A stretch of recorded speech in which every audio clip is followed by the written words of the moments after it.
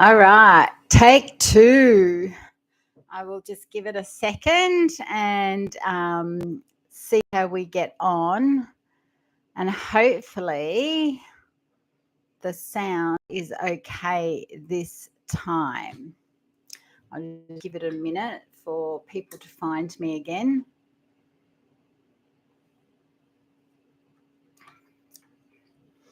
Hot tip, don't change your microphone just before. Hi again, can you hear me now? Hey, I pulled out my earphones at the last minute, but if you don't change the settings, and obviously you had to go out to come back in again. Anyway, I've learnt my lesson there. Don't change anything right before a live. Hi, happy Sunday or Saturday night for you. Okay, let's chat about weight loss surgery. Morning. Hi, Janice. Hi, Lucina. Oh, all my favorite people. Yay.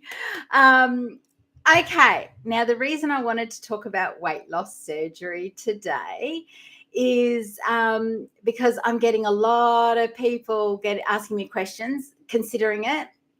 And this is kind of how I go through, I guess, my decision-making process is one way of saying it. And a lot of people don't do things that they would love to do because of judgment of others.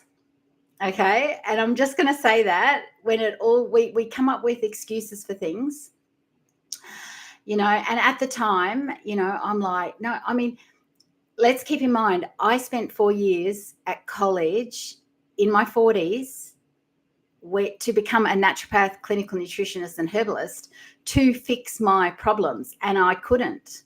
I fixed a lot of problems, right? So here's this naturopath talking about having weight loss surgery. It just kind of wasn't in my mindset. And then when it was put in front of me, it was like, what are people going to say? That was my biggest concern. And I think that's a lot of people's biggest concern because there's this big fallacy around it being the easy way out. There is no easy way out to lose weight. Either way, you are going to be in pain in some way, shape, or form, whether you're restricting calories or you're having weight loss surgery or you're taking those pens and Ozempics and things like that. Either way, you're going to be in a world of hurt, right? So when you make decisions that are this big around your body, you kind of need to go, what would you do if you're on your own and you didn't know anyone, right? What would you do if you didn't have a partner, if you didn't have children, if you didn't have friends that are having their say? What would you do? And this is how I make every decision in my life, even like going overseas. Would I go if Ollie wasn't with me anymore? If heaven forbid something happened and he wasn't here, would I go? Hell yeah. I'm the driving force of that one. Would he go? He would now. We've talked about this. I'm like, what if something happens to me? What will you do? He goes, no, I'm still going to go. I'm like, good, right? Because that's how you've got to make your decisions in life. And weight loss surgery is no different to that. Now, I started to say in the first one that had no sound. Now, and the reason I'm also thinking about this, because I've had questions from some of you about this and how to decide and will it work, will it won't work. Anything you decide to do with your body, it's a risk. You don't know if whatever you want to do is going to work, right? It's like going on a diet. You don't know if that's going to work. And I know for me with thyroid disease, I did everything, including 4 years and $40-something thousand to become a naturopath. It didn't work. It worked for reversing antibodies and understanding my body. And now I know the thyroid pathway and all that sort of thing. And I understand how disease works to a degree, but it still didn't change my weight, which was the driving force for me doing it. I thought that was going to fix everything. So there's a risk with everything you do, but you have to come back to you. Would you do it anyway? If nobody was having a little word in your ear about it, if nobody was giving you their opinion, and don't forget other people's opinions come from I saw a really great meme the other day, and it was something about other people's opinions given to you through the lens of their life, the filter of their life. So it's always going to be about their own fears, their own judgments that other people have had on them. So you cannot make massive decisions like a surgery on your body based on somebody else's opinion. You just can't. I had always considered weight loss surgery to not be an option for me because I didn't eat much. So it was like, why would I have weight loss surgery? I remember trying to have a second child, and I was very blessed to have one fabulous child. And but when we went to have a second child, I couldn't fall pregnant.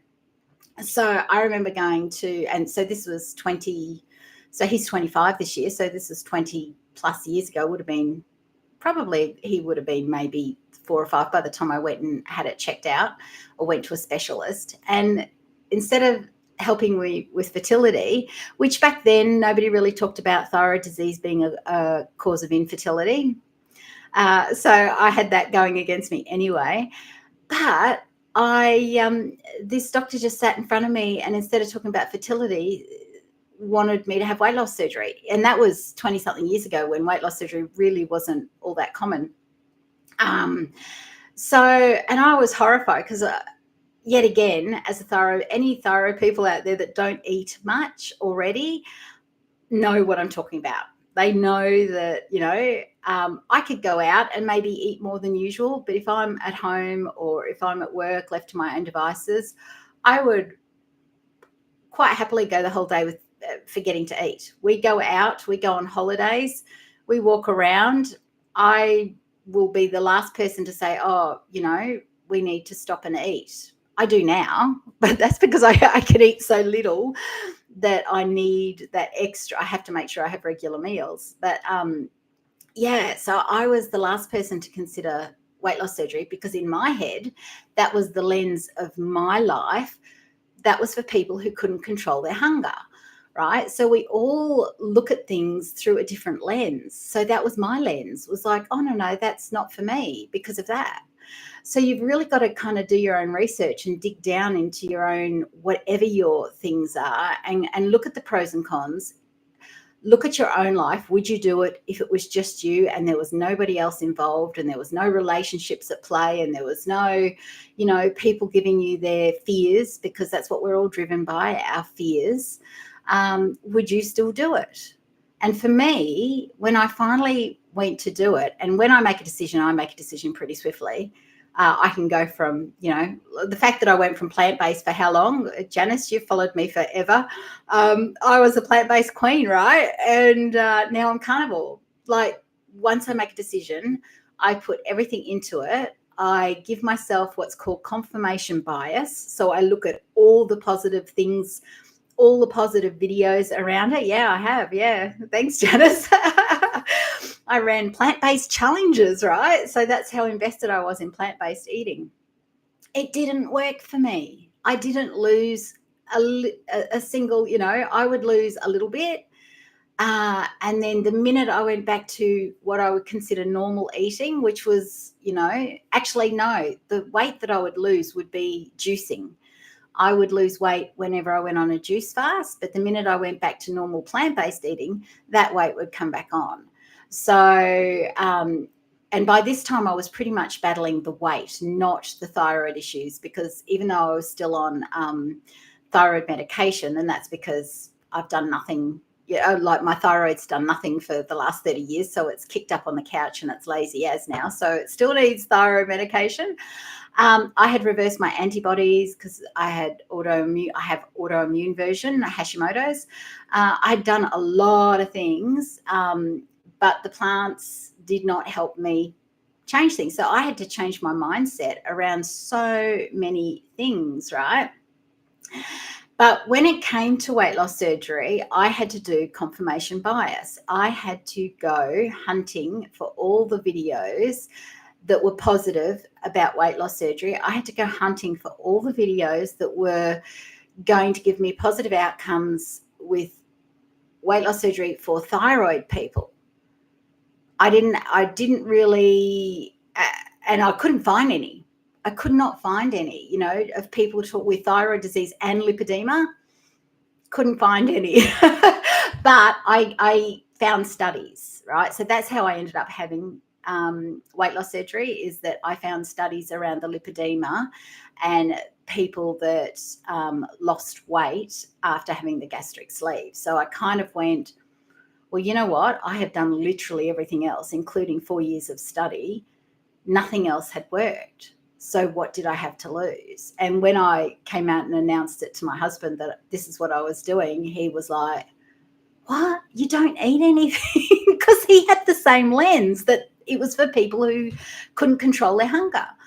And I was like, well, then I've got nothing to lose, have I? Because it didn't matter, right? So when you're weighing up decisions like this, and also there's so many other reasons that you have to weigh this up. It's such a big decision. How will it affect your relationships? How will it affect your lifestyle? How will it affect, there's so many, will you still have it if you have loose skin like I did? And they're quite purple because I had a shower just before. So, but if you can't afford to have skin removal surgery, and if you've got lipedema, you will have loose skin more than likely, right? Will you still have it?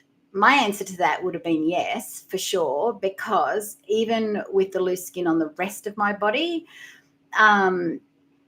I can walk up and down stairs without considering it. And I don't know about other people out there, but sometimes walking up and down stairs for me used to be like, and we've only got 4 or 5 steps leading up to our house, but I would be, you think about it, an extra 60 kilos, another person on top of me. I would very much like, how can I get all the groceries to the top of the stairs at once so that I don't have to keep going up and down the stairs, right? And, we lock our gate at night. So, oh, God, where can I leave the key so I don't have to go up and down the stairs, even once? So these are the sorts of things that I had to take into account when I was making a decision. And I was in a weight loss surgery group, and I was following all the people that were like, oh, it was painful, I'm vomiting, I'm, going to the toilet all the time, all the bad things. So what did I do? I got out of that group. Because once I made a decision, I was like, no, this is going to be a positive experience for me. This is going to work out perfectly for me. I did all the kinesiology balances under the sun around a positive outcome. I watched all the YouTube videos on a positive outcome. That's what confirmation bias is. In my head, my belief system, I was forming a belief system that weight loss surgery for me was going to be brilliant. It was going to have the best outcome ever. I was going to magically lose all this weight that I'd never had been able to lose in the last 30 years, no matter what I did. Because there was all those fears involved, right? I didn't know. And that was, I think, Lena, was your question. Unless there's 2 Lenas following me, but from another day was, do you think it would work with thyroid disease? And that was, of course, my concern. Would it work with my thyroid disease? Now, the only reason I can figure out why it was you, yeah. The only reason I figure that it worked is it's all hormone related. I don't know the mechanisms, but it's all hormone related. Lipedema is hormone driven. I had thyroid disease, which I think the studies are like 80% of people with lipedema have thyroid disease or something like that. So it was all hormone driven. When you have a gastric sleeve, the hormones are cut out. So, and there's a theory with lipedema that there's a missing peptide in the gut. My surgeon actually knew about that, but there's not enough research on it, right? So it was very much a case of hormones, I believe, as to why I just started losing weight afterwards. And I went in knowing I was altering my body forever.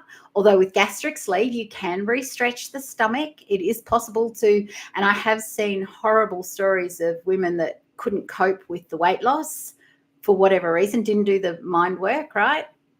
And purposefully put the weight back on, because you can, and many do.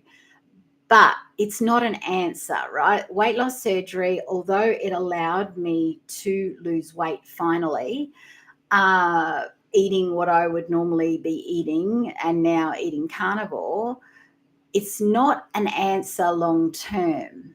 Because if you go back to eating, say you eat a really crappy diet, lots of seed oils, fried foods, carbs, all that sort of thing, which carbs generally involve wheat, which is gluten, which is terrible for the thyroid, and grains are horrible for lipedema, toxic to the lymphatic system, which I did not know. But if you go back to eating that way after your weight loss surgery, A, you're not going to have a really good outcome in the first place in losing weight. And B, you may put it back on because you haven't changed anything. It's a tool. It's like anything else. It's a tool. But I see the tool not as it reduced my hunger because, well, yeah, it did in the beginning. In the beginning, I didn't want to eat at all. It was like a real struggle to force myself to eat. But the tool for me was that it altered my hormones, obviously, in some kind of positive way. Now, I've still got the lipedema. Yes, that's not going away unless I have more surgery, as in liposuction to remove the little balls of fat, because they come out of your they seep into your interstitial tissue, so under your skin, and the only way to get it out is liposuction. You can't diet and exercise lipedema fat away. So I still have evidence of that, but I can walk for miles quite happily. I still am not a fan of exercise for exercise's sake. It's not my thing. I think for me, exercise, I need to be kept interested. You know, I can walk all over Singapore and Bangkok and places like that for, 20,000 plus steps a day, no problem, because there's things to look at. I've never been that person that can just exercise because you should do it, right? Yet lipedema people and thyroid people, we all need to do it. But that's the thing. So, but at least now it doesn't hurt, right? I've still got the lipedema, but I don't have the heavy limbs and arms and the sheer like willpower of lifting my foot after foot after foot, right? So there's those upsides. So, but if you go into this with food issues and you don't do anything about that up here, in here, remove the traumas around food issues that you've had all your life, that kind of thing, you're still going to have the same issues afterwards. That's not going to change. You're just going to have another added layer of trauma to add to it because you now can't eat whatever you can't eat, right? So I would absolutely, if you're thinking about doing this, in a lot of cases in Australia, I was lucky enough, I have private health that I could just have it done. It was covered. Other people I know of have gone on waiting lists for 2 years or something to have it done through the public system. If you're considering it and you've got that option, go on the waiting list because you've still got yourself a couple of years to decide, is this something I want to do? And if you have honestly tried every other thing, don't look at it as you've failed because it's about what you put in your mouth. Because if you've got thyroid issues and other hormone issues, I'm willing to bet that's the problem. And when you have the gastric sleeve, it alters those hormones, the ghrelin and the leptin. Our scientists are only touching the surface of this sort of stuff. There's so much we don't know about how the body works. And I've just been watching with complete interest of how my body has changed because of this hormonal change in my stomach, right? So I do not regret it for a second. I'm so glad I backed myself, and I'm so glad I've got a husband that said, you do you. whatever you think you should do, right? So, and he's always been like that with me, which is why I studied for 4 years. He was the instigator there, to go learn about myself. And that's the key in my life, is you have to learn about yourself. You have to learn what drives you. Nobody goes to sleep in your mind every night. Nobody knows what you are truly thinking. Nobody knows what you're feeling about anything. Yet we put all this weight behind other people that judge us, and we're worried about them judging us for what we might be doing to our own self, which is insane when you think about it, right? But we do, because we're human and we run on fears, right? What will people say about us? Because we want to be connected. We want to feel like we belong. That's the human nature. And if somebody's telling us that we're doing the wrong thing, or that why would you do that? And somebody might be telling you not to go ahead with it because it triggers them. I've always said in the past that if you go on a diet, or you're following a certain protocol for your own health reasons, no matter what it is, you cannot tell your friends and family, or extended family, people you live with, obviously are going to see it, what you're doing. Because let's use the example that I've always used. Hang on a sec. I'll use that example in a sec. Lucina, Kylie, I've embraced what you have helped me overcome is that what others think of me is none of my business. That is so true, Lucina. It is none of it. It's none of our business what people think of us, right? At all. They can keep that. They can have that. Nothing to do with us, right? So thank you for sharing that, Lucina. And I'm so glad that that's helped you, because it's such a tough thing to actually really believe, because we have all our own fears, right? So let's talk about your food. And if you go to a coffee shop and you're meeting your girlfriends for coffee and cake, and you sit down and you've given up coffee quietly because of whatever reason, and you order a cup of herbal tea, a peppermint tea, and you say, oh no, I have to have a peppermint tea. Well, your friends, they love you. They don't want you to be sad about having a peppermint tea. So what are they going to do? They're going to say, oh no, have the cappuccino, Kylie, have the full cream milk, because look, life's too short, right? And it is, life is short. We don't know what's around the corner, right? But if you go into that having a cuppa with the girlfriends and you go, oh no, I really want a peppermint tea. I don't know what's gotten over me lately. I cannot drink enough of it. Does anyone else feel like that about peppermint tea? Oh my God. They'll just go, Kylie, you're a weirdo, right? And then they'll move on. They will not be trying to talk you into having the cappuccino that you're trying to avoid having, right? It's all about the mind. It's all about the fears, because those girlfriends that are sitting down with you might be thinking, yeah, I really should give up coffee too. So I don't want to feel bad about myself for not having the willpower or not being able to do that. So I'm going to talk Kylie into having the coffee because that'll make me feel better. Right? We don't do it on purpose. We don't sit there and think this through. It's just our knee-jerk reactions from fears of something that's going on in our own life. It's never to do with us. If somebody is mad at you or sad at you or whatever, it's rarely to do with us. Usually it's about their own fears, their own issues, their own self-esteem, and just what you're saying is triggering that for them. And maybe you were meant to. Maybe you're meant to trigger those things for other people. We're all put, in each other's lives for different reasons. So if you're not wanting to make a decision on something as big as weight loss surgery, and I'm betting, like me, if you're considering weight loss surgery, it's because you have done everything else, right? And it is like a kind of last case scenario. And I went in going, it's not going to work for me. I honestly went in, even though I did all the prep work, I did the kinesiology, I did all the confirmation bias watching of videos. I went in, hi mum, I went in deciding that it probably wasn't going to work for me because nothing else had worked for me. So why would this, right? But I certainly still went in with that whole theory of, no, it's still going to be positive. I'm still going to be able to eat anything like I usually do. I'm not going to have any problems that people talk about. And I didn't. So, but blow me down if I didn't just start losing weight.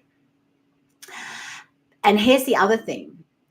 Because of my background, because I was eating very cleanly, even though I was still eating plant-based at the time, I was still eating very cleanly, no seed oils, whole foods, everything from scratch, that kind of thing.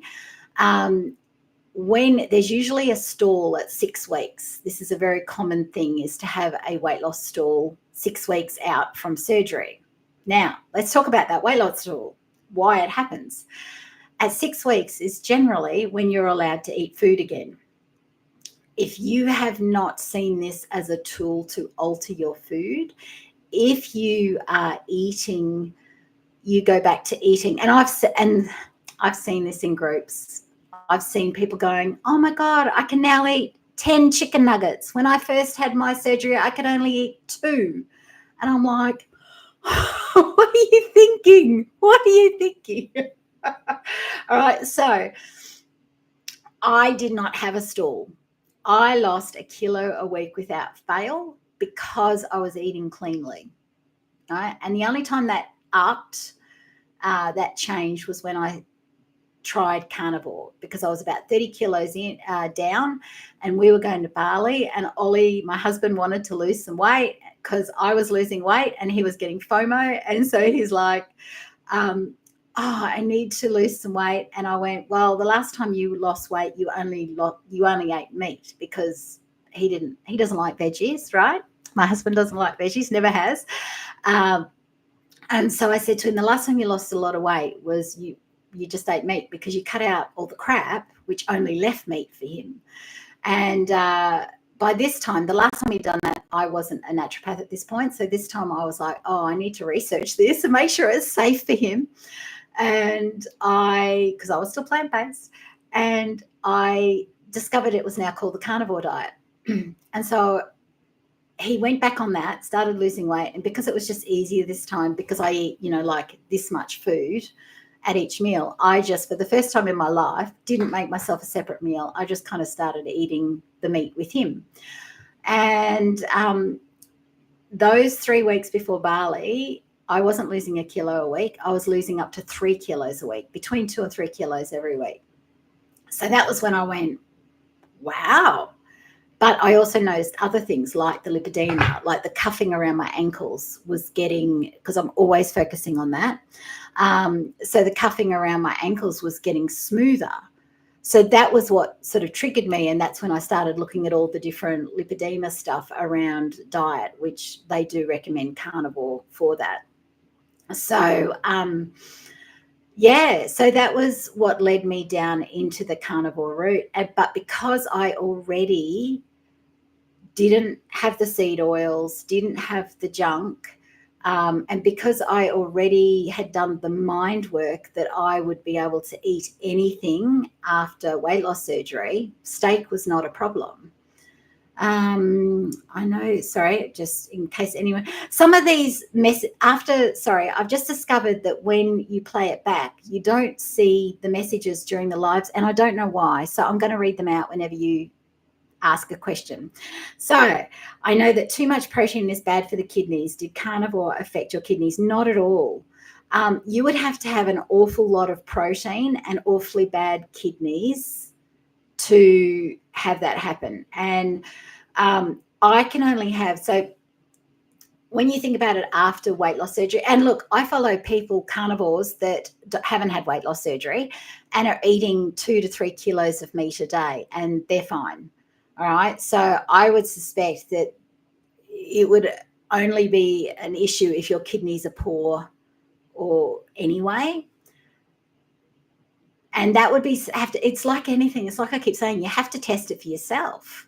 You have to see what's going on for yourself, because, you know, everybody is so different. But trouble is, everybody makes blanket statements about health, and rather than testing it on themselves and going, well, this is what worked for me, give it a shot. But you have to keep a diary. You have to, if you're not keeping a health journey diary of some form, then you're doing yourself a disservice, because you don't remember how you react to things. You don't remember for yourself when the pain's gone away and what caused that pain. We don't. That's why women have more than one baby. You forget the pain, right? That's what we do. So if you're, I would be, Lena, tell me why that's a concern for you. That would be my first question. From my, how I come from the emotions all the time. Why is that a worry for you? You've obviously honed in on that from something you've read, watched, or whatever. So first of all, why is that a fear for you? But no, in fact, in no carnivore videos that I've watched have I seen anyone have issues, and they're eating far more than me. So, and it's certainly not been an issue for me. Now, with weight loss surgery, there's a doctor. I have to find him, and I'll just see if I find him. I'll put him in the comments later. Dr. Vong or something, I think he's called, Vuong, something like that. He's an American weight loss surgery doctor. I remember watching, you heard doctors and nurses saying this. Okay, yeah. All right. How do I say stuff without, and I'm not canning doctors and nurses. We need doctors and nurses, right? However, doctors still come from the perspective of if you've got high cholesterol, you're going to have a heart attack. Because doctors and nurses don't actually do nutrition training. Okay, so, and their views are coloured by what they see. So they will be seeing the patients in the hospital that it has happened for. So then they think it happens for everybody, right? Because this is the subset of people that they're viewing. So therefore, that happens to everybody, right? Because that's their lens that they're looking at things through. Every carnivore person that I follow online that can eat huge amounts, unlike me who can eat this amount, they are fine. No kidney issues. And I will look into that further though, and come back to you on that during the week. I will see what else it has to say about that. But that will have to be, that's why you have to be choosy about what you listen to. You're welcome. I look at it, I always look at things from different perspectives, and then make my own decision about things. Okay. And if I'm wrong, I'm wrong. Okay. I don't regret the years of teaching plant-based, nor do I have a problem with anybody on thyroid school that wants to follow plant-based, because you do what you need to do at any given time for your own health and for your own mental capacity and for your own knowledge base and wherever you're at in life, right? So everybody's at a different stage in their journey, and so you've got to go with where you are at the time. However, when it comes to taking other people's opinions, because that's all we can do when we're learning and making decisions, we'll listen to all sorts of people. You've also got to take with it a grain of salt as to who those people are. Okay, so if you're going to talk to a vegan, they're going to be heavily vegan. It's all about the vegan. If you're going to talk to a carnivore, it's going to be all about the carnivore. Okay. So if you talk to a doctor, it's going to be all about the medicine.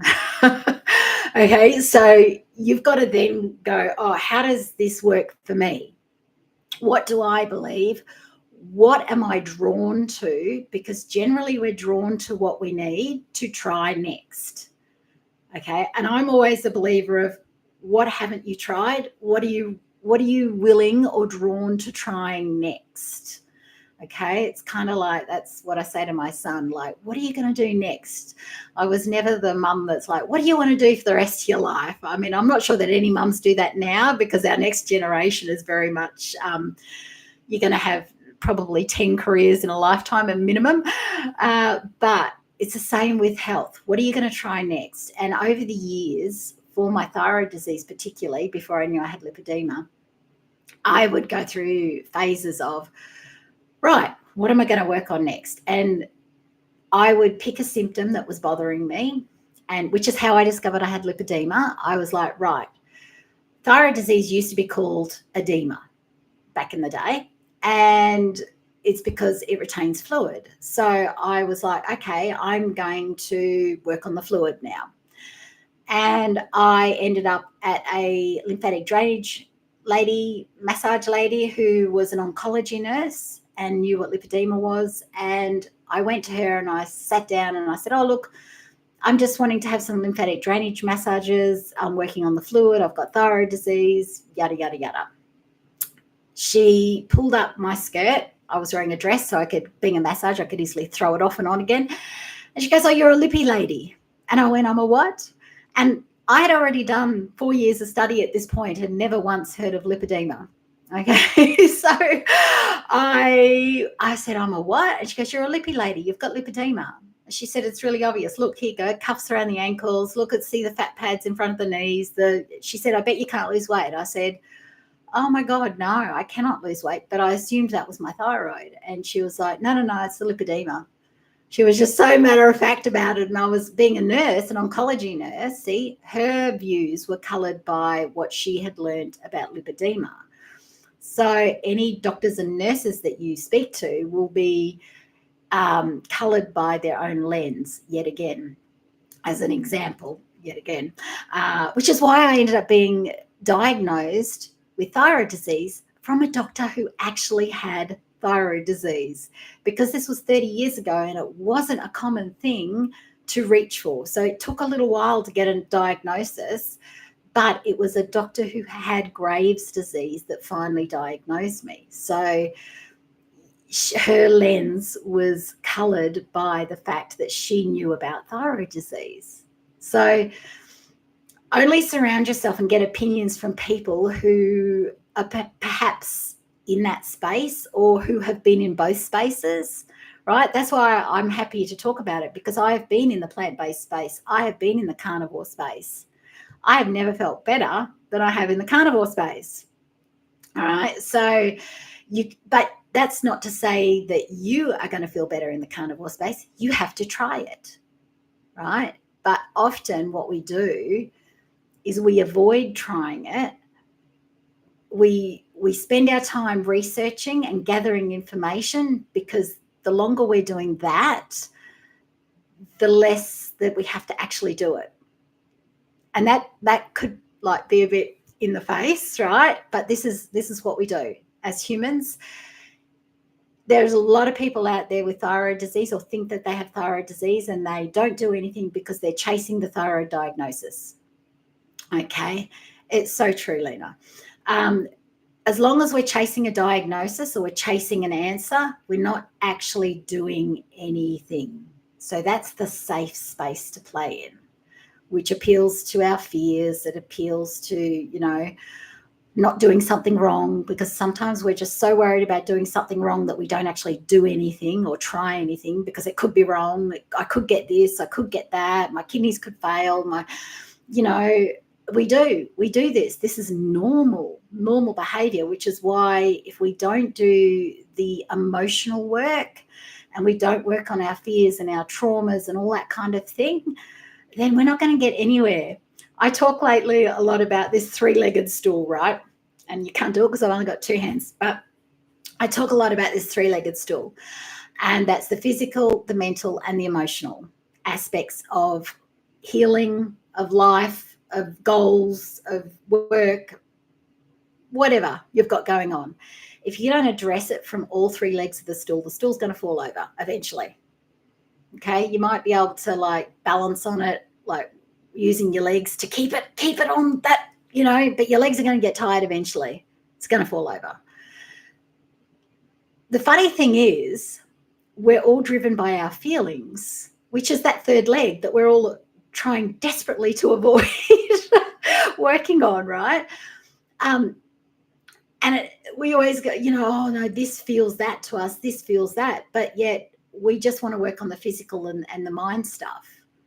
Yet it's driven by how we feel. Yet we don't want to work on the feelings, which I find fascinating. But nothing has changed so much for me since I started working on the emotional stuff. Okay, so even if you're thinking about weight loss surgery, even if you're thinking of doing carnivore, even if you're thinking of just whatever it is you're thinking of doing, doesn't matter what it is, put XYZ here, whatever you're thinking of doing it, if you don't do it from both the physical, mental, and emotional perspective, you probably, will struggle with it. You won't know what to do with the hiccups when they come along. You won't know how to cope when there's, when somebody says something to you. You won't know how to stand in your own truth and go, no, this is good for me. This is okay. It doesn't matter what you think. All right. And then, only then, when you work on the emotional side of things and you can honestly say that to somebody, then you feel good about your decision. Okay, so I feel good about my decisions. I also feel good about, if tomorrow I wake up and my body doesn't want carnivore anymore and I have to go back to plant-based, or I need to eat nothing but carbs, or whatever it is, I am solid enough in my emotional state now to go, that's okay. And I will come up here and I will tell you all about it. I won't feel judged by anybody, because the only one that can truly judge you is yourself, and we're always our own worst critics, okay? Actually, I've got an exercise that I've given to clients over the years for judgment. If you find you're judging yourself all the time, criticizing yourself all the time, here's an exercise for you. I want you, every time you go out, to pick a lady walking towards you, walking past you, sitting at a coffee shop, I don't care where. You're going to find something to compliment that lady on. You're going to go, I love that necklace you're wearing. Oh, that dress looks amazing on you. Oh, those colors just make your face light up. You will make that lady's day, right? And it helps you to look at things in yourself. It's changing your perspective, right? So if you're looking for things in somebody else to compliment that person, you will start looking to things of yourself that are good as well. Okay, so that actually works. I've done that. I did that years ago, and I tell a lot of clients to do that as well, because sometimes we are our own worst critics, and there's nobody else out there actually giving a damn about what we do. Just us, and it's our perception that they give a damn with what we do, right? So that is something for you to think about. And yeah, we're the people that stop ourselves. Okay, so if you're thinking about, now I did write notes, and I'm not sure if I've even stayed on topic there, but let me have a look quick. What people think, decisions, wellness, cons. Okay, no, I pretty much covered everything that I quickly wrote down. But if you've got any questions, please ask me. Because weight loss surgery is not it's simple. You know what was really interesting? And as I actually said this in the previous one, I'm piecing together all of my weight loss surgery videos and making one big long documentary. So hopefully this week, it's taking forever. So hopefully this week you'll be able to watch beginning me right through to the end of me. I don't expect you to do it all in one hit, because it's really different watching it from beginning to end in one go, rather than, oh yeah, I watched that video 2 years ago. All right. So I'm piecing that together. I don't regret it for a second, obviously. I don't think that even if I could not have any more skin removed, I still would have it. I would still do it because I can now walk up and down stairs. I can go for a walk because hubby loves exercise. He thinks it's the answer to everything. Got a headache, go for a walk. So it means I can go for a walk without it being an issue to me anymore. Yes, I still have lipedema, but no, it doesn't hurt to walk anymore. Yeah, I just, it's changed my world. And sometimes I think, oh God, you should have had this, 10 years ago instead of maybe like becoming a naturopath. But you can't go backwards, right? I was meant to learn everything that I was meant to learn as I went along. And it's all added upon one another, which is why, I do such specific work with my clients. To describe what I do with people is very is hard to do, because I just throw everything at it that I've ever done, because that's what I do for myself. Okay, you have to throw everything at it and then the kitchen sink. So if you haven't tried weight loss surgery and you're thinking about trying weight loss surgery, then you just, as long as you can A, afford it, B, you have come to terms with the fact that if you have loose skin and you may not be able to afford to deal with the loose skin and you're okay with that, great.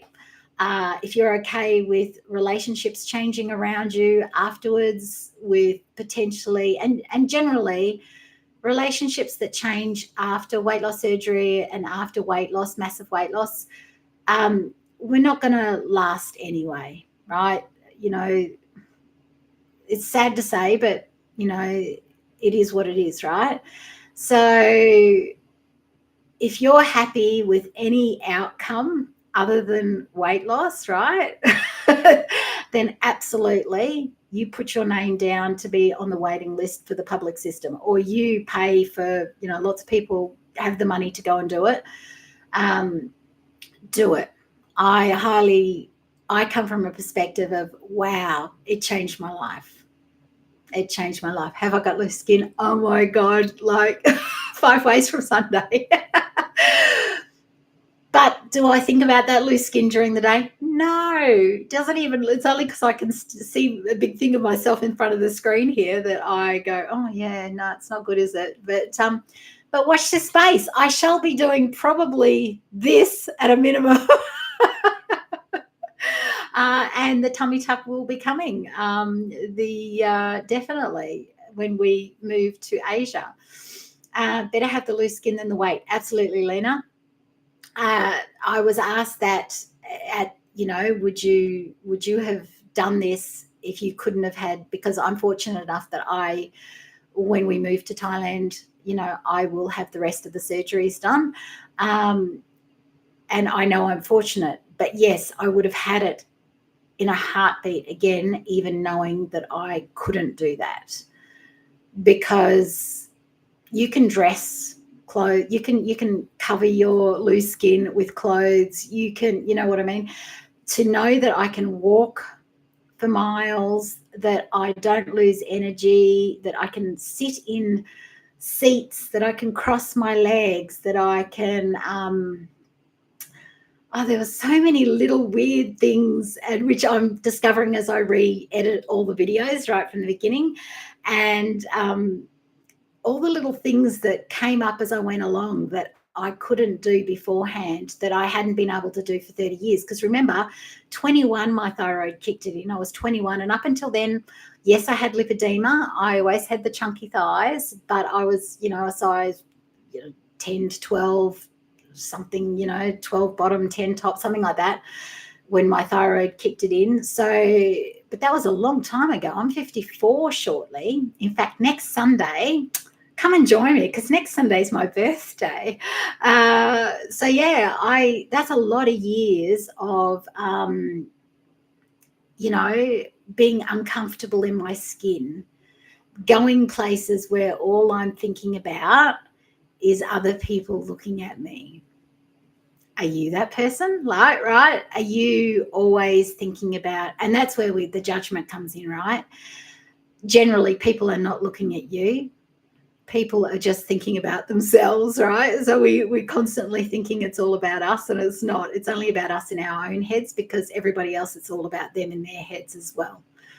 So we've got to get past that. But yeah, I would not go back in a second. It sounds crazy to me being able to walk all day without having pain and not being afraid of stairs. I'm 24, Lena, and I feel like a grandma. Yep. Stairs, every time I walk up those stairs, and still, like 2 years down the track, I walk up those stairs with groceries, and I will have 2 massive bags of groceries, and I'll be thinking to myself, I've lost more weight than I'm holding here, like double, because I've weighed them before, and yet I can walk up easily up those stairs and not think twice about it.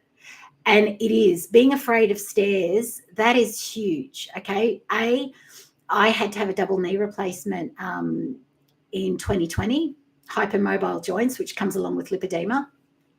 But so I had bad knees anyway. But the fear of the stairs is insane when you're heavy. And, just the thought of, oh my God, like even where I work at the chiropractic clinic, there's like one step to get up, 2 steps, actually, a step, and then you're on the landing. And I've seen bigger women, and because there's no actual thing to hold on to, there's a pole on the end of the veranda with a letterbox, but it's over a little bit.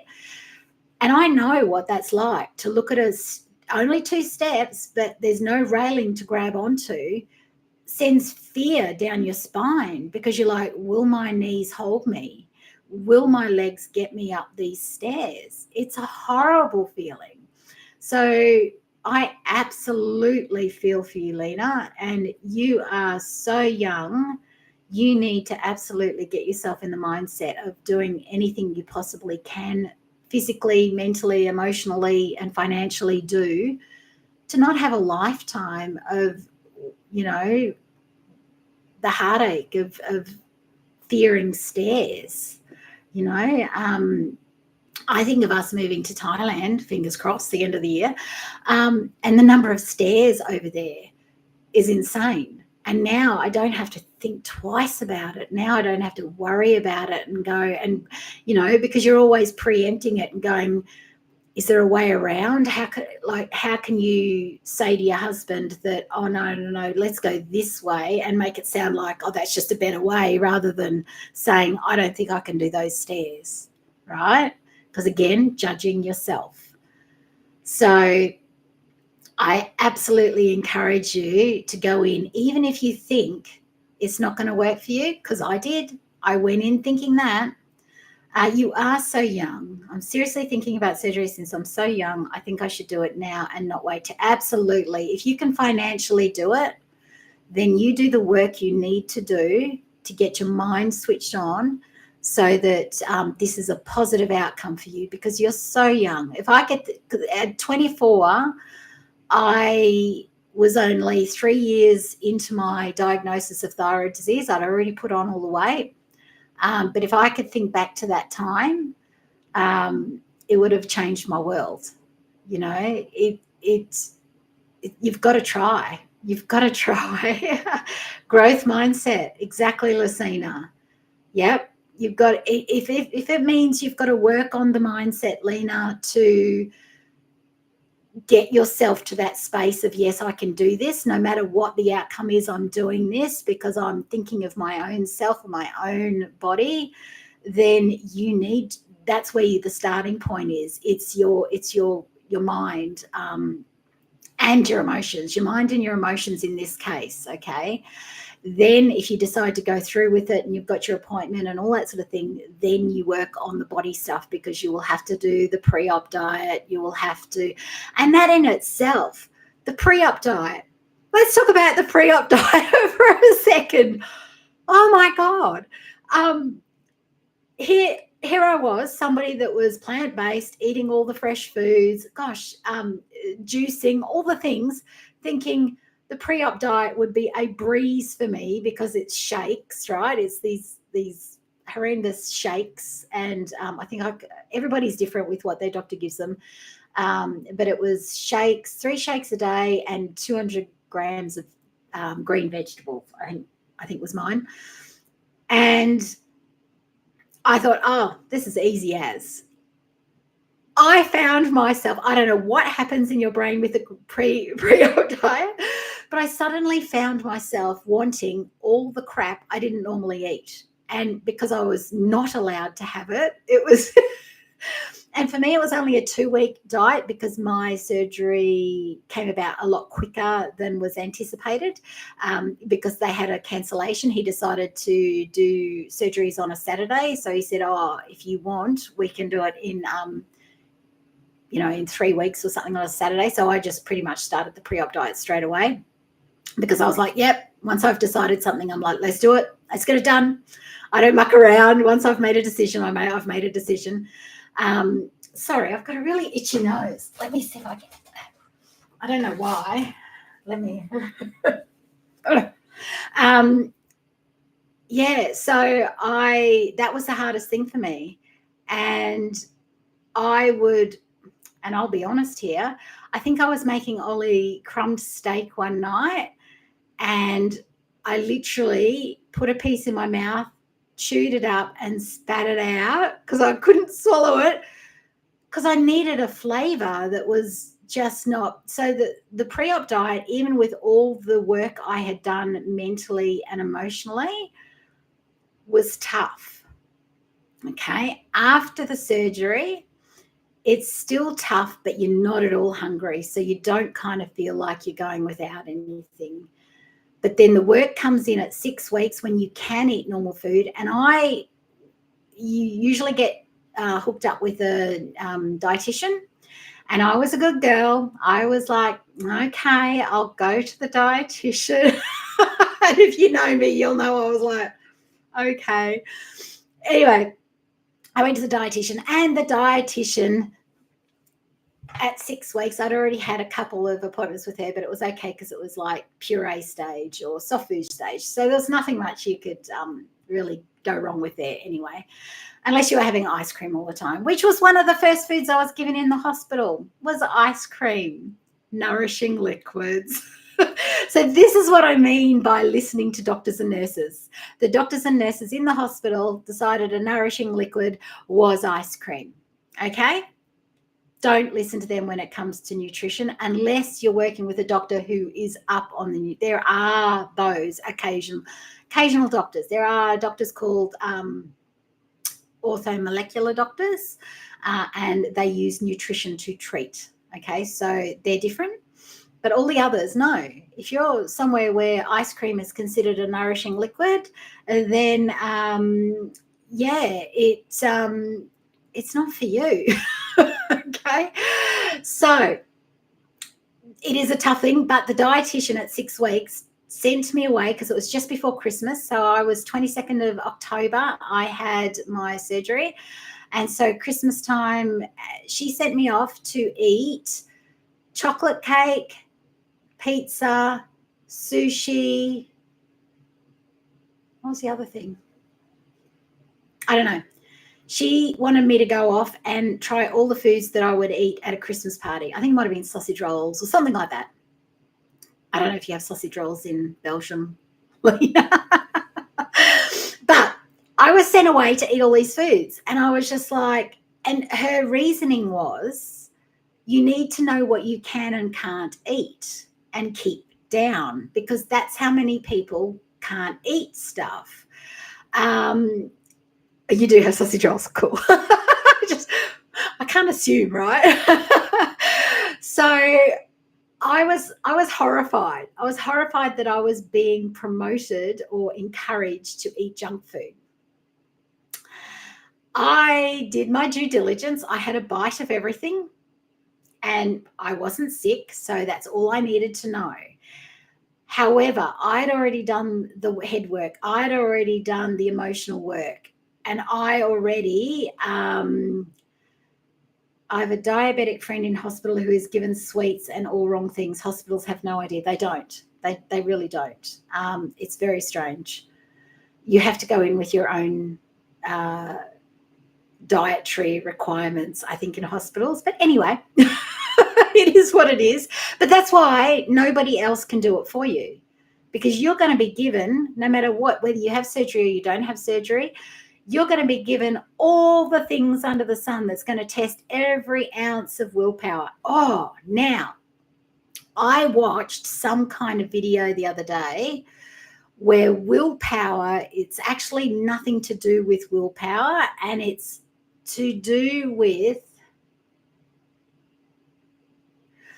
something to do with your gut bacteria, something to do with a certain bacteria. They're studying this now. Now, I already knew that if you've got candida overgrowth, for example, so candida in your body is, we all have it, okay? It's the bacteria that breaks down our body when we die, okay? It's what breaks us down. So we need candida. We're never going to get rid of candida. We don't want to get rid of candida. However, when it overgrows, like yeast, when it goes out of control, it is the driving force of wanting sugar. It's not us. It's like the candida crying out for it. And it's like any cells that are in our body that are out of control, that shouldn't be out of control. They're going to override your willpower quicker than anything else. But the trouble is, we all think as people, as humans, that we're bad people. We've got no willpower. There's something wrong with me because that person over there is skinny and they can seem to say no. You don't know what goes on behind doors for that person that over there that's skinny. I know plenty of skinny people that eat plenty of junk food, and I like the fact that weight is my first predictor of me eating badly, right? Because we all worry about our weight. So what's the first thing we're going to do? We're going to do something about it. If you can eat anything and your weight doesn't change, what's happening inside your body? The health. You're not getting any like signs that health is deteriorating inside your body. So I always say be thankful that weight is your first sign that you're eating something that your body does not like, right? Because and that's another reason I step on the scales every day, because there are days that I will eat carbs because I'm human like the next person. It doesn't actually, apart from the fact that it retains water, because carbohydrate, carbs are there to hydrate your body. So for every gram of carb you eat, you will retain 4 grams of water. So the scales will go up because of the water. But pretty much then if I remove it the next day, it doesn't put on weight for me anymore. So if my weight starts going up, at the moment it's sort of like just staying in the same sort of set amount of area. If it goes outside of that, I'm like, I'll be the first person to go, what am I doing? Right. You know, am I cooking in oils again? I'm not, because I don't even have any in the house. But I would look at what's going on. So I think that if we put on weight because of food, that we need to look at that as a great tool that our body has for us. Because the people that don't know something's going wrong in their body because they can eat anything and get away with it from their weight perspective, they're the ones that are going to end up with, you know, chronic diseases and things like that long term. So I actually like the fact that my body does that. So it doesn't do that as much now that with the weight loss surgery. And you have to remember also with weight loss surgery, that Dr. Vong, check out that Dr. Vong. He explains what your stomach looks like now. And because I watch, and why you can stretch it again. So he says that you can re-stretch your stomach 1 teaspoon of food at a time over time. Okay, so it's not that if you have a big meal and you feel sick, and literally 1 teaspoon of food can take you from being, oh, I'm fine, to, oh my God. I did it once or twice. And in fact, one of the videos that I'm editing into the big long documentary was me lying on the couch going, oh, what did I do? And it was 1 teaspoon of food. So that's quite insane. But he explains that when you have a gastric sleeve, your stomach is this, right? It's now here. Right? It's now here. Okay, so if you do this, 2 fingers there and 2 fingers there, oh, this is hard to do backwards, that is now all the food that your stomach can take. That is it.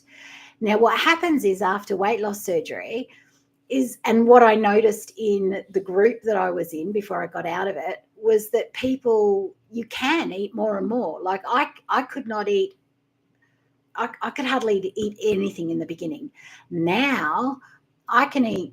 I'm surprised by how much I can eat before I feel my stomach. And that same Dr. Vong says you need to eat to feel your stomach, not fill your stomach. So the minute I feel my stomach, and you can kind of feel the food in it. It sounds weird, but it's not weird. You can feel it. And so the minute I feel the food in my stomach, I stop. And it becomes quite, you become really good at it. You just go, oh, and I'll be literally mid chew, whatever, and I'll go, oh, that's it. And then I'm like, and generally now my husband, I give him not as much food now. I still serve a kind of normal, not a normal amount, but it's still bread plate kind of amount of food. But he always knows he's going to get probably half of mine. So I started learning to serve him less because he then just eats the rest of mine. And I like to have an amount on so that I feel normal when I look at my dish. And then I sort of go, and then when I get to that, oh, I can feel my stomach now, I literally go, there you go.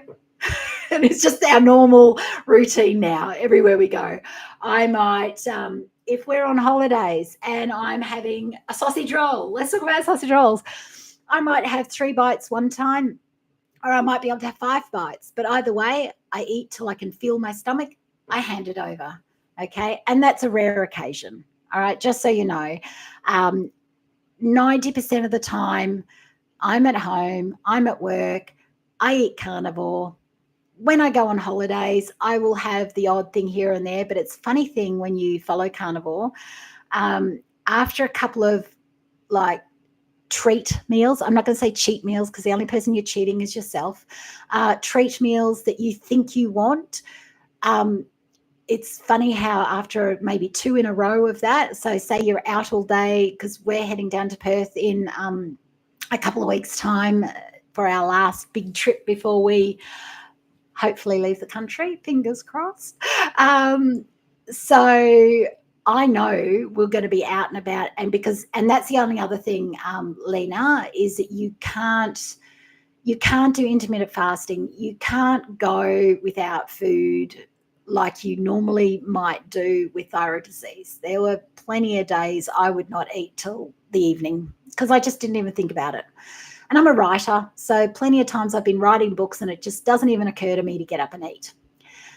Now, if I don't eat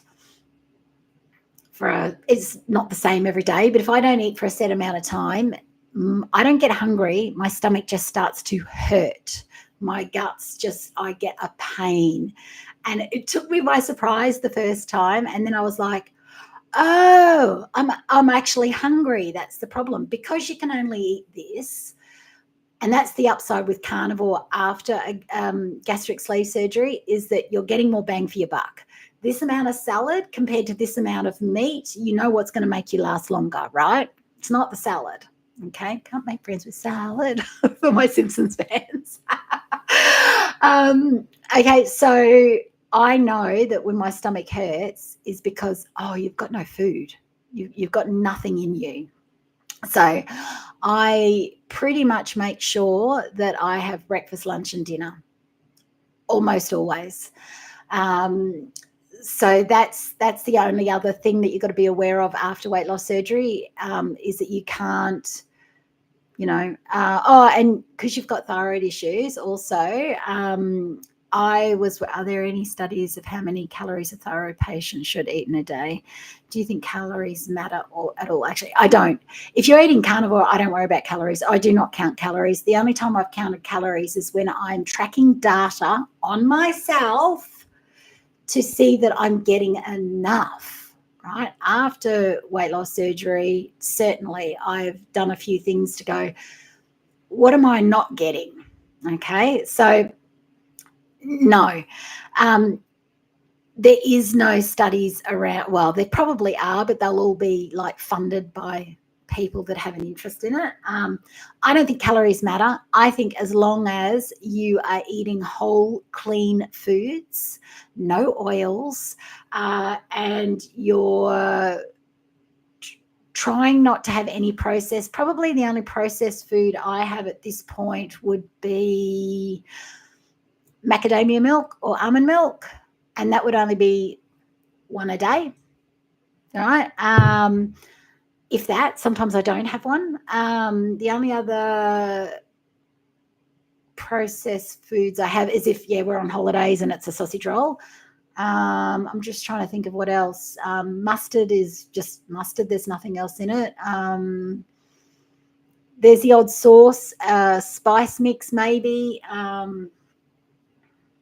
But pretty much I don't worry about it. Okay. And if you're like me, for all those years that I tried everything, counting calories did nothing. It did nothing for me. Having lots of calories did nothing. Eating no calories did nothing. In fact, the lower the calories, the more likely your thyroid. That's the only thing with it. Very low calorie diets can cause thyroid issues in people that don't have them. Which is also why I feel like carnivore is doing me a favor, because I'm having more calories than I would do if I was plant-based, which is, so far my thyroid has lowered, my medication needs has lowered 4 or 5 times since I had weight loss surgery. Would that have happened if I stayed plant-based? Not sure. If I had have stayed plant-based, I think there would be so many different things, because the days that I eat carbs or plants, actually even just plants, okay, so the days that I eat a salad, avocado, coriander, lemon juice, like all the yummy things, they're yummy to me. You may not be a coriander fan, but I get hungry. Plants and carbs make you hungry, and carbs in the weight loss surgery world are considered slider foods, which means they slide on down through your stomach and it doesn't feel like you've eaten anything. And I've done it with crisps, with potato chips. I can eat potato chips, and this is going to sound terrible, but I'm always about the data. I'm always testing things. And I think the first time I had potato chips after weight loss surgery, I can't even remember when it was, but the first time I did, I just kept eating. And my husband's looking at me going, what are you doing? And I'm like, I'm just seeing how many I can have before I can feel my stomach. And I stopped before I could feel my stomach. So that's where the mindset comes in, and using it as a tool, because you can bypass that tool quite easily if you want to. So yeah, it's an interesting thing. So, and I know of people whose friends, whose family have had weight loss surgery, and will have a packet of crisps, chips, whatever you want to call them from wherever you're from, every day. They don't put on weight. They don't feel sick from it because it slides on down. But how's it helping their health? And I'm all about that as well. Okay, so I don't just want to feel better in my clothes. I want to feel better inside myself. And having chips, slider foods, does not help me feel great. Even the salad doesn't help me feel great. It's yummy as. I love it. And you can bet your bottom dollar that this last Christmas, on Christmas Day, I made us a potato salad, and I made that avocado salad and all the things. What did it do for me? It made me hungrier. So carnivore kind of checks all the boxes from a calorie perspective, from a hormone perspective. I don't know why.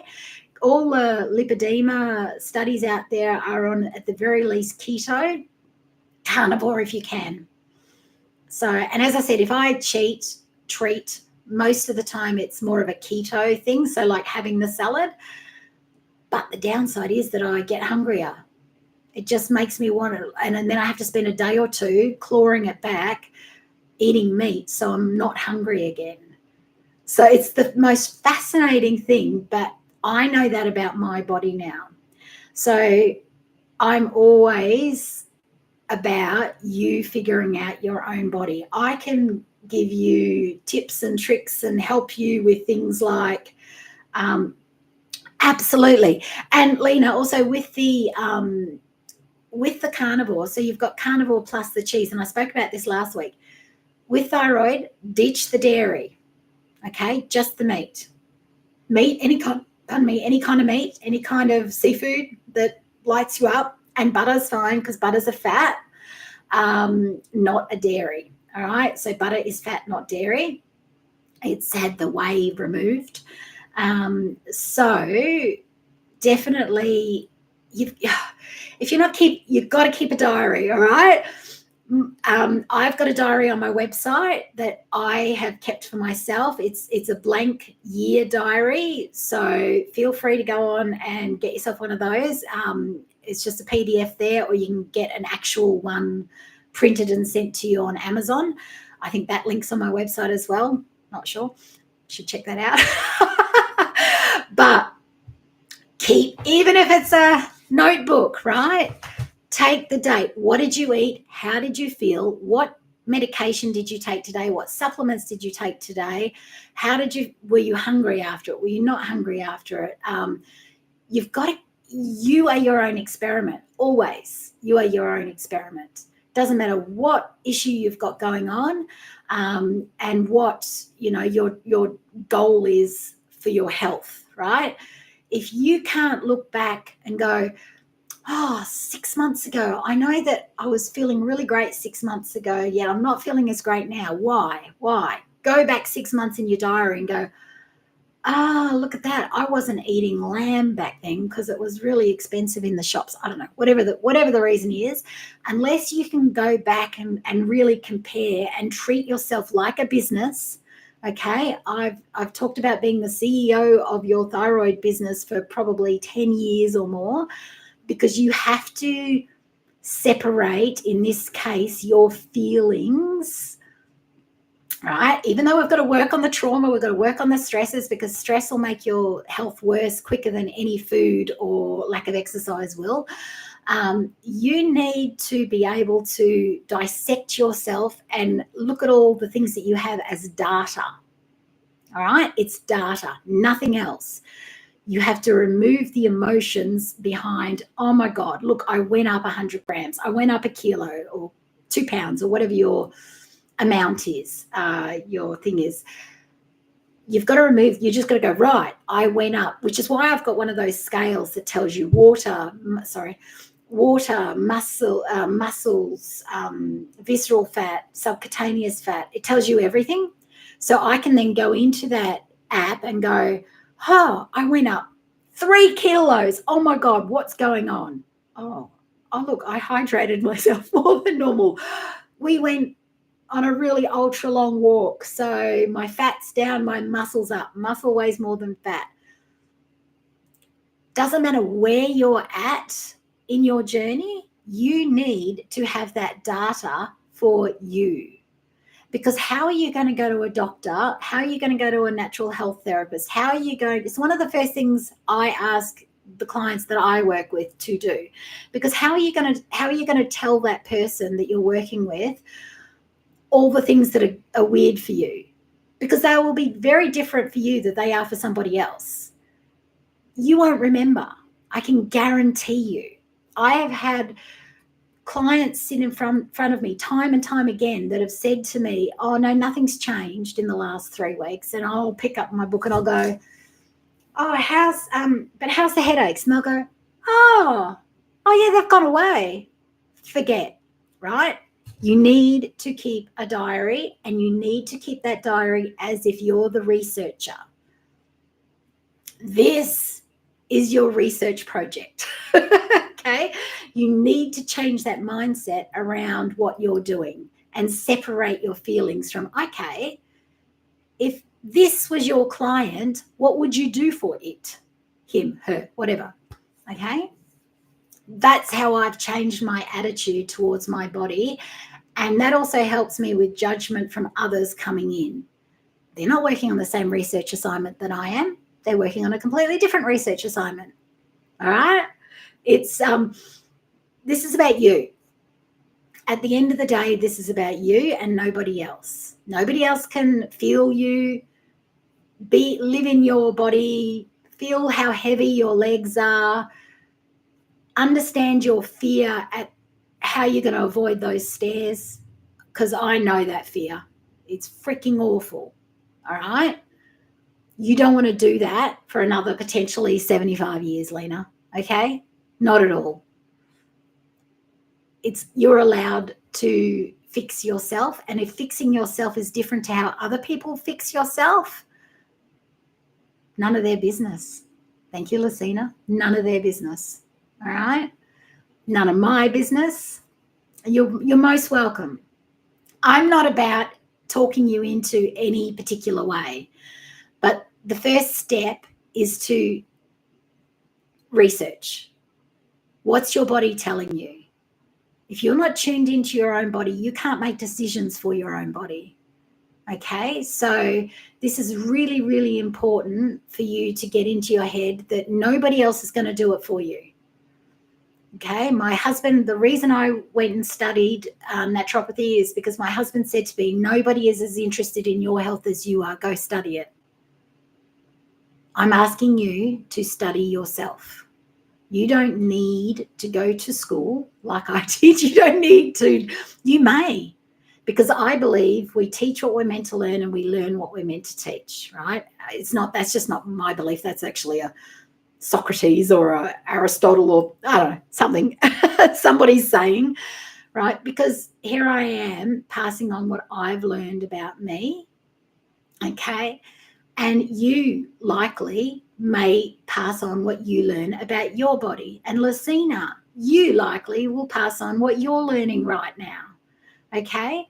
So this is really important. This is how we help each other. But here's the thing is we don't put ourselves first. But for us to help others, we have to put ourselves first. You know, that old analogy of put the oxygen mask on yourself first. We all go, nah. But we don't. We don't, because we think, oh no, we're supposed to put other people first. So if you're making a decision around your own health and other people are, and you're avoiding something you're really drawn to because other people are going, that's just the easy way out. No, you're going to ruin your body. You're avoiding, that's none of their business. It is none of their business. It only matters what you think about your own body.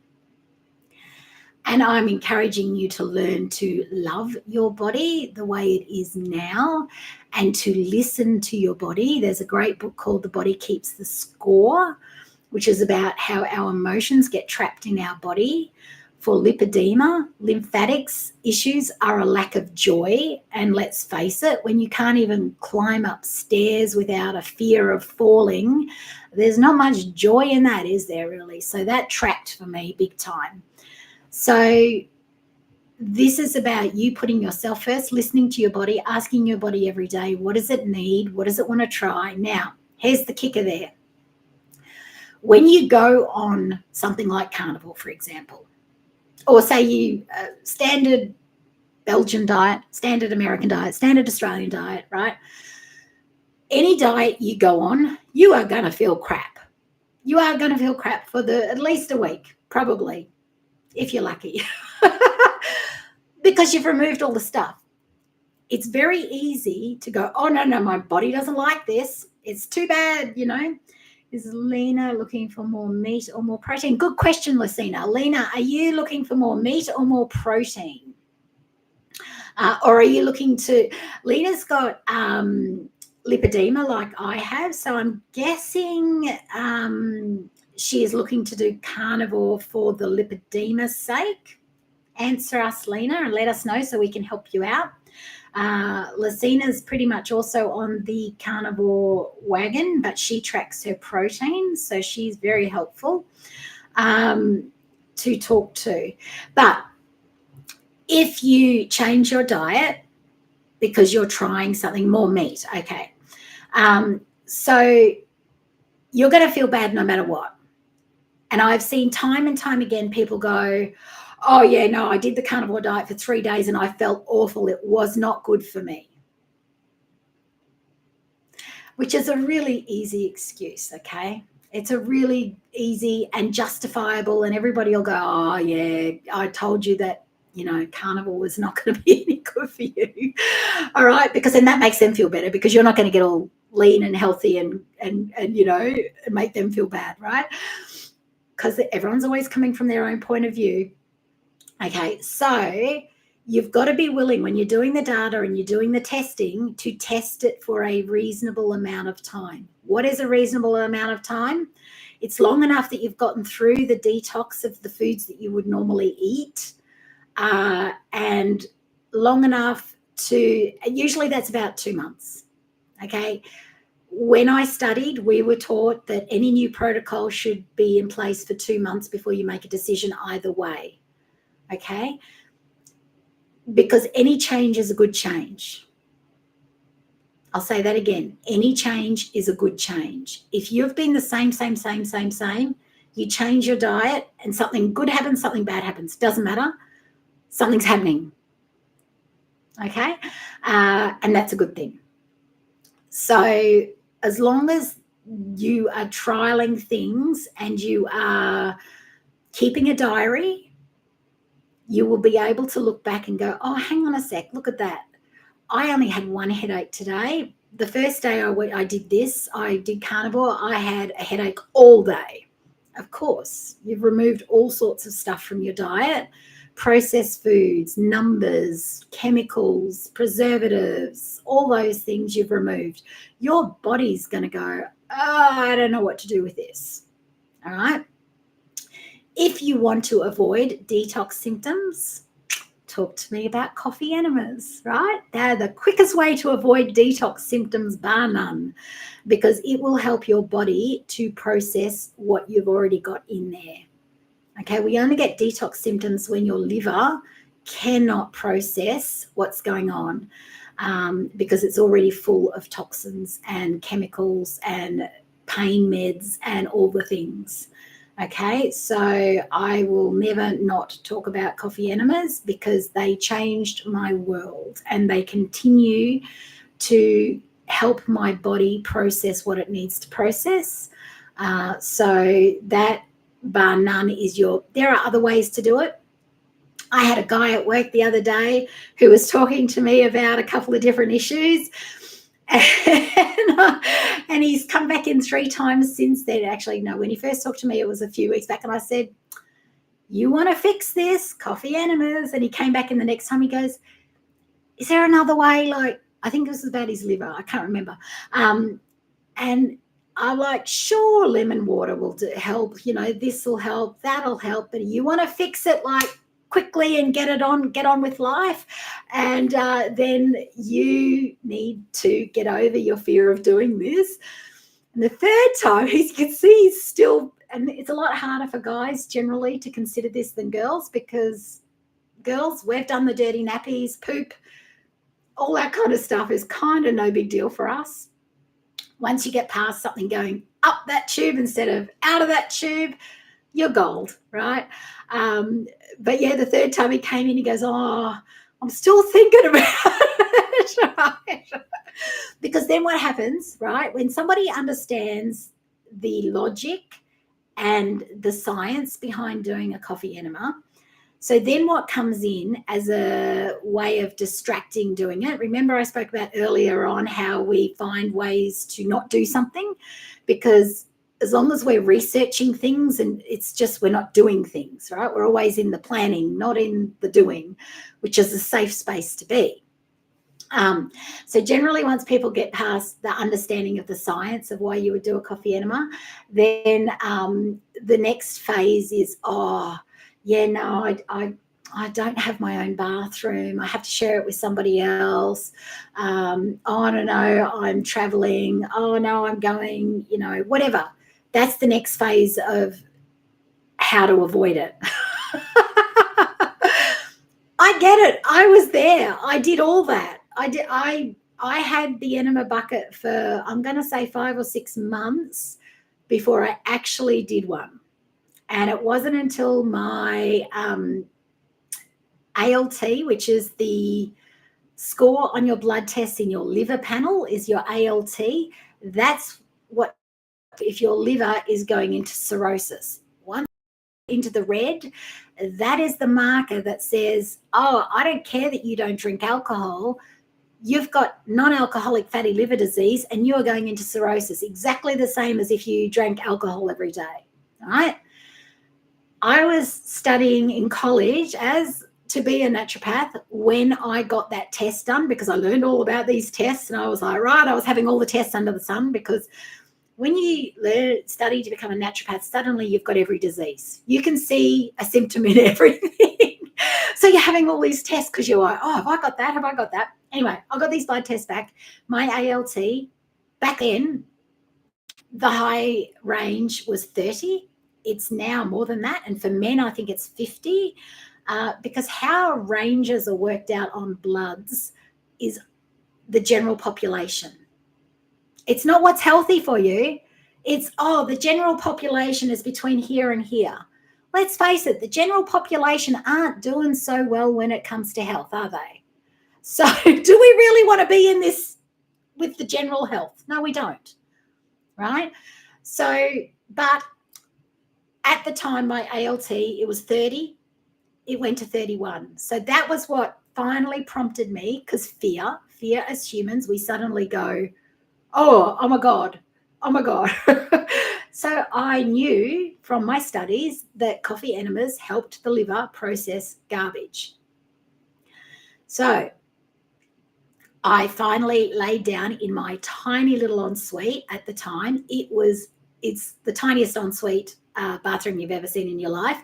I was literally wrapped around the foot of the toilet bowl to do it in there, because I didn't want to do it anywhere where I had to walk past carpet or anything like that, in case I couldn't hold it. So don't tell me space is an issue, because I know how little that space was, and I was 60 kilos heavier. So I was a size 24, 26. I managed to wrap myself around that little toilet and do it. Now, did I do it regularly that first year? No. I still had to get my mind around doing it, and the judgment from my husband. He was totally grossed out by it. Okay. So every time I would want to do one, he would say to me, oh, you're not doing that again, are you? And the judgment was huge, but he was coming from his own fears. He couldn't fathom why I would do that, right? So he was colored by his own lens of opinion of, like, nobody he ever knew had done something so weird. So therefore, why would I do something so weird? But after that first year of doing it sporadically, and I had to do confirmation bias, I had to keep reading up, I had to keep researching why I would want to keep doing this to keep myself going. Nobody else was going to cheer me on for something so weird and wacky. I had to do the cheering on. I had to remind myself that there were hieroglyphs in ancient Egypt of pharaohs getting enemas. That's how old they are. I had to remind myself that enemas, coffee enemas, were in the Merck's medical dictionary up until the 1980s. So this isn't only for the hippy dippies. This was in the Merck's medical dictionaries. I had to keep reminding myself that this wasn't weird and wacky, and I had to, nobody else was, I had the judgment. I had people going, oh my God. Within a year, my ALT that was 31 was 20, which was well within range. My doctor said to me, how did you do that? Nobody does that. And I said, well, actually, have you heard of coffee enemas? To which she said, no, don't tell me about that, please.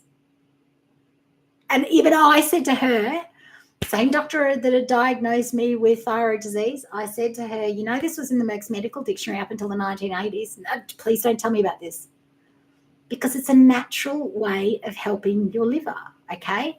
That's not what she's there for. I don't hold that against her, but that's not what she's there for. She's there to help me with disease, not to hear about all the natural ways that I helped myself without her.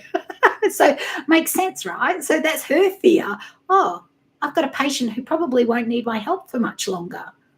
That was her fear, okay? So we can't hold this against anybody. But the longer I did it, so the following year, I probably then started to up it to every day.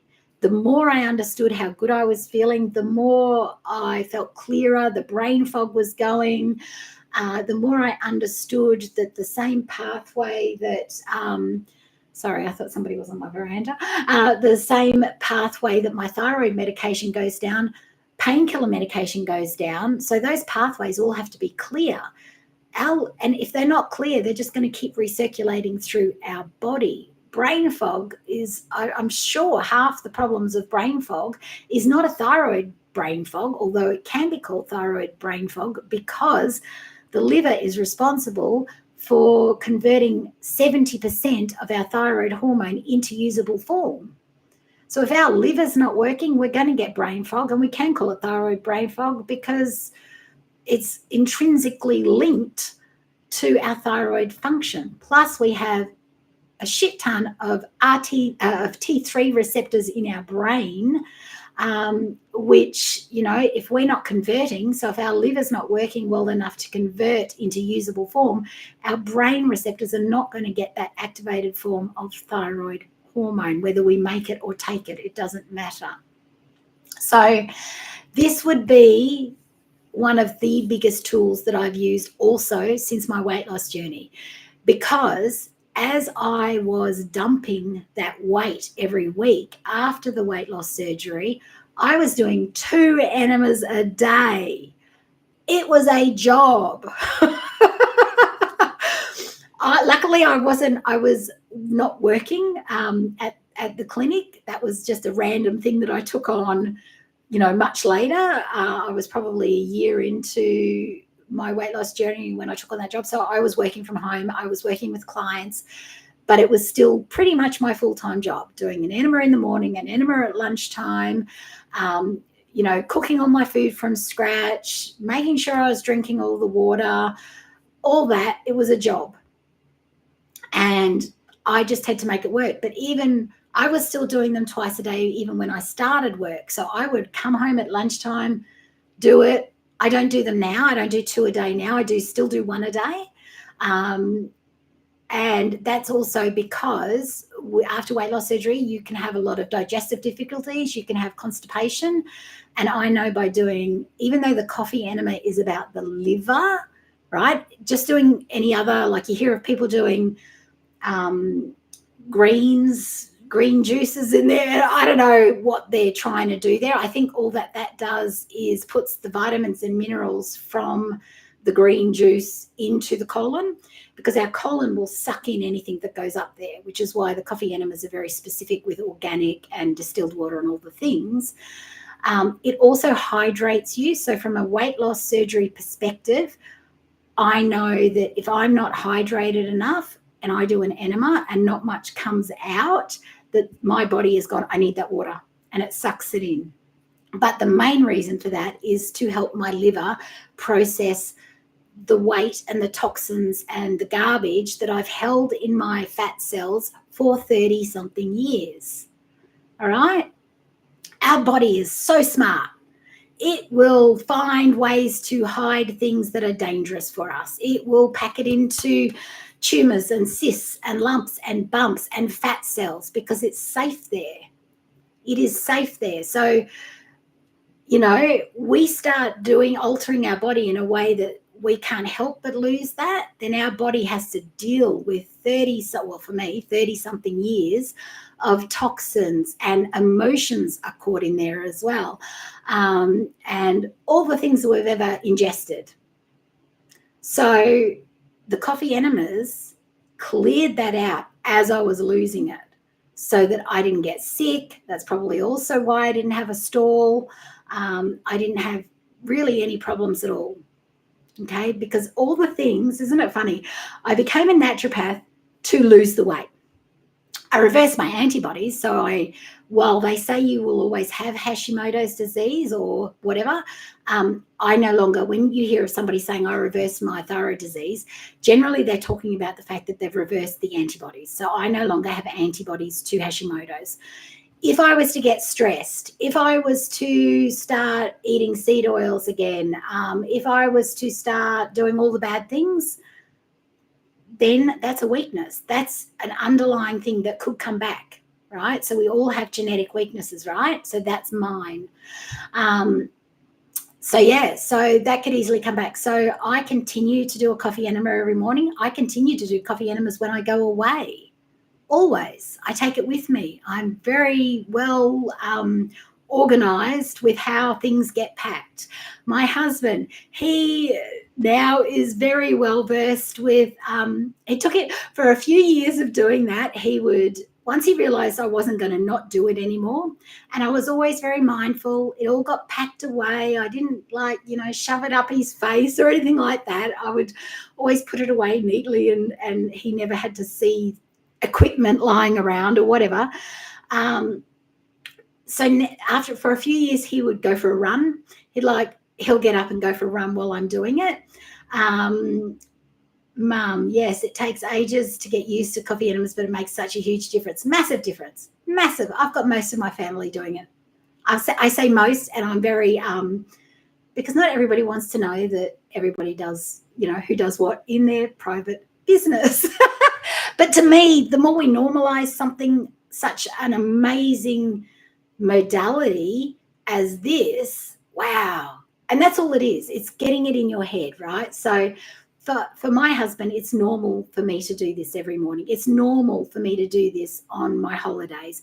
It stops me getting constipated, right? Because even though I do it for my liver in the morning, the byproduct is that my colon gets cleaned out. So anything in there comes out. So let me tell you, there's no farting. There's no running to the toilet during the middle of the day. It's like, there's none of that. It's like, done, dusted.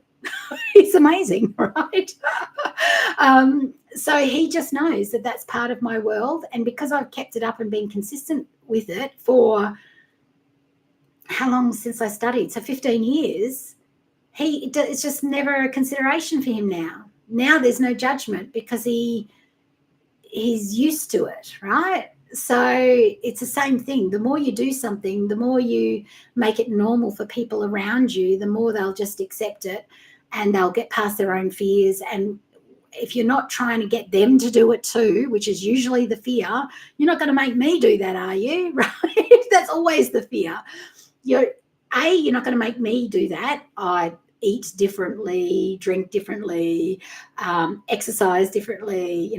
How many of us, like my husband that loves a good run, when he takes up an exercise regime, wants me to do, over the years, I've been like, oh, don't make me do that with you. Don't make me do that with you, right? Because that was my fear. That was my pain, was the legs, the walking, all the things. So remember, everybody's fears comes from their own lens. That's like the biggest thing. So now he has no fear around the fact that I'm going to force him to do a coffee enema. He knows that I get on with it and get it done and I don't make a fuss about it. He doesn't think anything of it now. It's just a part of our life. And will I continue to do it for the rest of my life?